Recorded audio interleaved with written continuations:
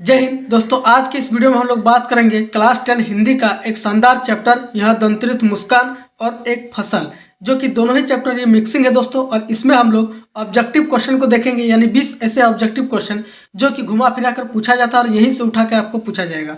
तो चलिए वीडियो को शुरू करते हैं बिना समय गवाए। देखिए, सबसे पहला जो हमारा क्वेश्चन है दोस्तों, कह रहा है वो कि यहाँ दंतरित मुस्कान जो है वो कविता के कवि कौन है। यह दंतरित मुस्कान जो है लिखा है, कविता है, तो इसका कवि कौन है, किसने लिखा है। ऑप्शन आपके पास ए निराला, बी केदारनाथ अग्रवाल, सी नागार्जुन या फिर डी सुमित्रा नंदन पंत। तो इसका राइट आंसर हो जाएगा ऑप्शन नंबर सी, यानी नागार्जुन ने लिखा है। आइए आगे बढ़ते हैं क्वेश्चन नंबर 2 की ओर। क्वेश्चन नंबर 2 हमारा कह रहा है कि फसल कविता के रचयिता कौन है या फिर कवि कौन है, लिखा किसने है। ऑप्शन आपके पास है पंत, बी निराला, सी नागार्जुन या फिर डी प्रसाद। तो जैसे कि मैंने आपको पहले ही बताया, ये जो फसल है और एक जो हमारा यहाँ दंतरित मुस्कान है, ये दोनों ही चैप्टर का लेखक एक ही है, यानी ऑप्शन नंबर सी हो जाएगा, नागार्जुन ने लिखा है इसको। याद रखिएगा, दोनों ही एक ही चैप्टर है, मिक्सिंग करके यहाँ पर हम ऑब्जेक्टिव बनाए हैं। आगे बढ़िए, दंतरित जो होता है वो शब्द का सही अर्थ क्या होता है, इसका मतलब क्या होता है।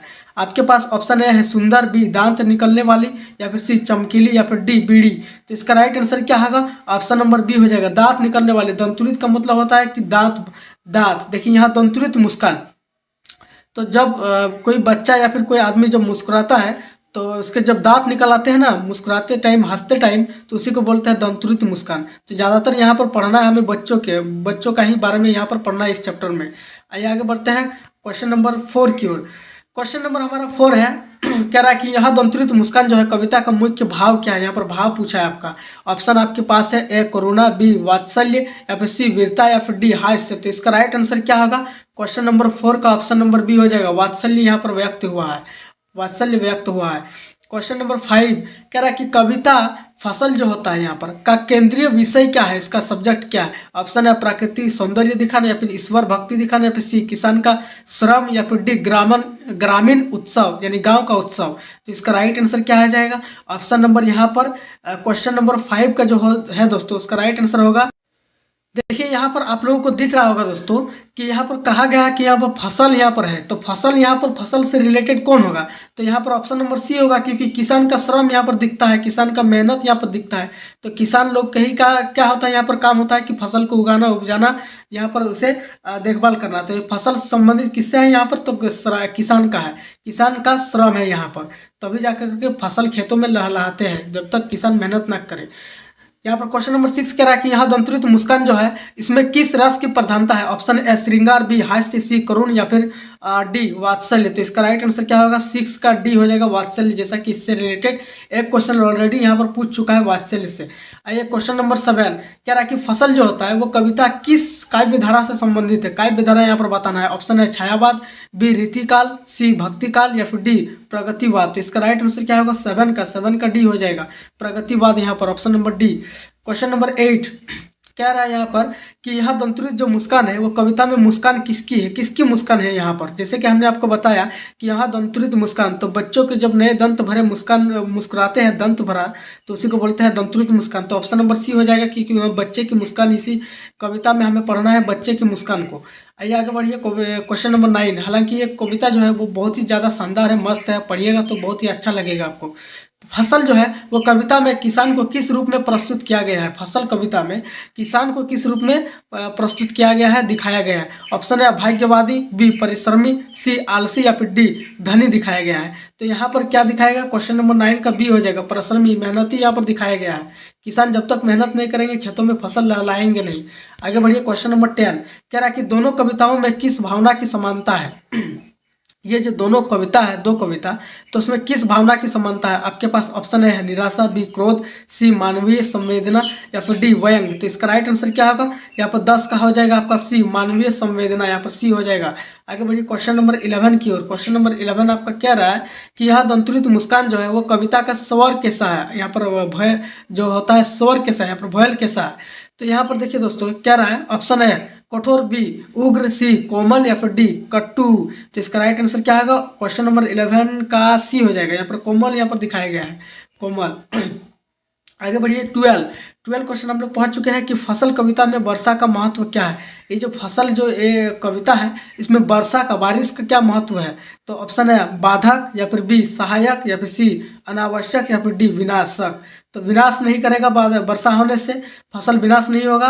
अनावश्यक यानी जरूरत हमें, अनावश्यक का मतलब कहा कि बिना जरूरत का, तो जरूरत तो है हमें वर्षा का, तो यहाँ इसमें बाधक भी यहाँ पर नहीं होगा। तो क्वेश्चन नंबर बी का, क्वेश्चन नंबर 12 का बी हो जाएगा, यानी सहायक, यहाँ हेल्प करता है। यहाँ पर बारिश बहुत ज़्यादा हेल्पिंग करता है किसका, किसान का, ताकि फसल अच्छी हो।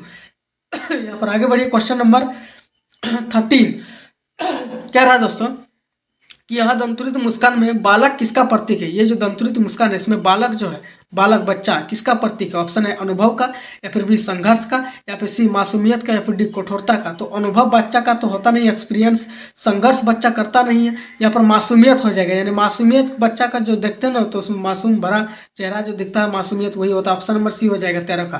क्वेश्चन नंबर 14 है कि फसल कविता में फसल किसका प्रतीक है। फसल कविता में ही जो है फसल किसका प्रतीक है। ऑप्शन है विलास का, बी सत्ता का या फिर सी श्रम का या फिर बी डी भाग्य का। तो फसल भाग्य से नहीं आते हैं, जब तक मेहनत नहीं कीजिएगा तब तक होगा नहीं।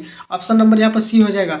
क्वेश्चन नंबर 15 यहाँ पर देखिए क्या रहा कि दोनों कविताओं के कवि कौन है। ये दोनों कविताओं के, तो हमने आपको पहले ही बता दिया था कि यहाँ दंतुरित मुस्कान और फसल, इसका कवि कौन है, यहाँ पर नागार्जुन है। तो ऑप्शन नंबर बी हो जाएगा यहाँ पर राइट आंसर। क्वेश्चन नंबर 16 यहाँ पर क्या रहा है कि यहाँ दंतुरित मुस्कान कविता किस संवेदना को प्रकट करती है। यह जो दंतुरित मुस्कान है, ये जो कविता है, कविता जो है वो किस संवेदना को प्रकट यहाँ पर करती है। ऑप्शन आपके पास है राजनीति को या फिर बी सामाजिक को या फिर सी मानवीय को या फिर डी दार्शनिक को। तो इसका राइट आंसर क्या होगा, 16 का सी हो जाएगा। यहाँ पर मानवीय को यहाँ पर प्रकट करता है। आगे बढ़िए क्वेश्चन नंबर 17 की ओर। यहाँ 17 क्वेश्चन पूछा है कि फसल कविता का स्वर कैसा है। फसल कविता का स्वर कैसा है। अब ऑप्शन ए रोमांटिक है या फिर डी यथार्थवादी है या फिर सी रहस्यवादी है या फिर डी कल्पनात्मक है। तो इसका राइट आंसर क्या होगा, 17 का बी हो जाएगा, यथार्थवादी है। आगे बढ़िए दोस्तों क्वेश्चन नंबर 18, हम लोग 18 तक पहुंच चुके हैं और मात्र 3 ही क्वेश्चन है 18 को मिला करके। तो दोनों कविताओं में कवि किस वर्ग के प्रति सहानुभूति दिखाता है। दोनों कविताओं में, यह दंतुरित मुस्कान और फसल दोनों को मिला करके। तो ऑप्शन आपके पास ए अमीर, बी मजदूर या फिर किसान, सी अधिकारी या फिर डी व्यापारी।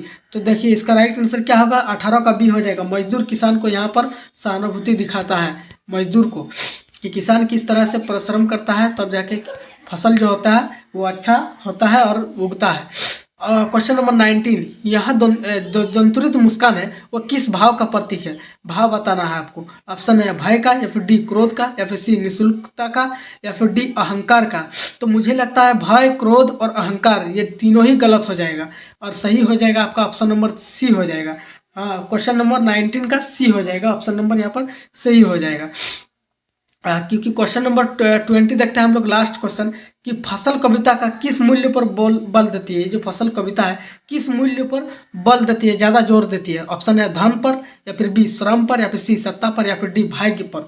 क्या फसल जो होता है वो धन से होता है, धन से आप फसल को प्राप्त कर सकते हो, कर तो सकते हो, लेकिन जब तक फसल होगा नहीं, उगेगा नहीं तब तक। तो इसके लिए क्या चाहिए, फसल को उगाने के लिए श्रम चाहिए, यानी यहाँ पर श्रम मजदूर चाहिए, मेहनत चाहिए, तब जाके यहाँ पर फसल उगते हैं। यहाँ पर सत्ता का कुछ लेना देना है नहीं, भाग्य से नहीं मिलते हैं, धन से भी नहीं। तो यहाँ पर राइट आंसर बी हो जाएगा यहाँ पर। तो दोस्तों हमारा जो पूरा चैप्टर है यहाँ दंतुरित मुस्कान और फसल, इसी से रिलेटेड पूछेगा। यहाँ से अगर ऑब्जेक्टिव पूछ सकता है तो मिलते हैं नेक्स्ट वीडियो में इसी तरीके के इंटरेस्टिंग वीडियो के साथ। तब तक के लिए जय हिंद।